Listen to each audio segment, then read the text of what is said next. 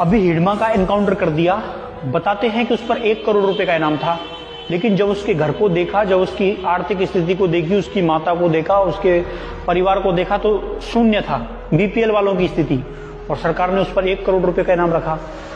उस पर आरोप थे कि भाई उसने बहुत सारे सीआरपीएफ के जवानों को मारा, बहुत सारे पॉलिटिशियन राजनेता थे उनकी भी हत्या कर दी। उनकी मांगे क्या हैं? उनकी मांगे हैं कि हमारा जल जंगल जमीन जो है वो सुरक्षित रहे। लेकिन नक्सलवाद की समस्या उसी क्षेत्र में क्यों है? राजस्थान के अंदर आदिवासी रहते हैं, मध्य प्रदेश में आदिवासी रहते हैं, बिहार में आदिवासी रहते हैं, यहाँ समस्याएं क्यों नहीं है? क्योंकि उत्तर भारत के पास खनिज संसाधन नहीं है और छत्तीसगढ़ झारखंड के इलाकों के पास खनिज है, संपदा है, तावा है, ऑयल, नेचुरल भंडार उनके पास है। अडानी जैसे लोग हैं, ये चाहते हैं कि ये संपदा उनके हाथ पड़ जाए। तुम्हें देखा करो, जब भी खनन होता है, जब भी उत्खनन होता है, जब भी आपसे कोई चीज छीनी जाती है तो कोई नॉर्मल आदमी उसका विरोध ना करेगा, केवल आदिवासी ही इसका विरोध करते हैं। हिडमा का नक्सलवादी आप उसे कहो या कुछ और कहो, उसकी जो प्रमुख मांगे थी वो थी कि भाई हमारी जो संपदा है, हमारी जो जमीन है, जायदाद है, हमारे जो पेड़ पौधे हैं, हमारा जल जंगल जमीन है, ये सुरक्षित रहना चाहिए। आपने हिडमा के इनकाउंटर की खबर को इतना पढ़ा, लेकिन नक्सलवादियों की मेन डिमांड जो है हमारा जल जंगल जमीन सुरक्षित रहे, और फिर वो सुरक्षित नहीं रहता।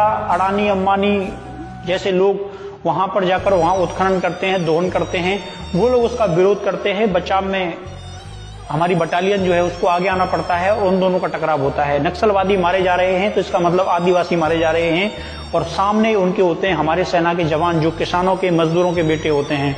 तो देखिए, दोनों के दोनों को आमने सामने खड़ा करके संपदा, धन, प्राकृतिक संसाधनों का दोहन होता है, प्रकृति का दोहन होता है।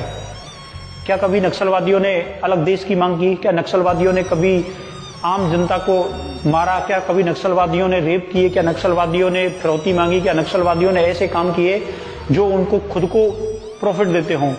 हिडमा का घर आपने देखा, बहुत छोटा था, झोपड़ी वाला, बीपीएल वाले की स्थिति से भी बदतर स्थिति थी, 1 करोड़ का इनामी बदमाश था। तो पता चलता है कि नक्सलवादी एक समस्या अलग है।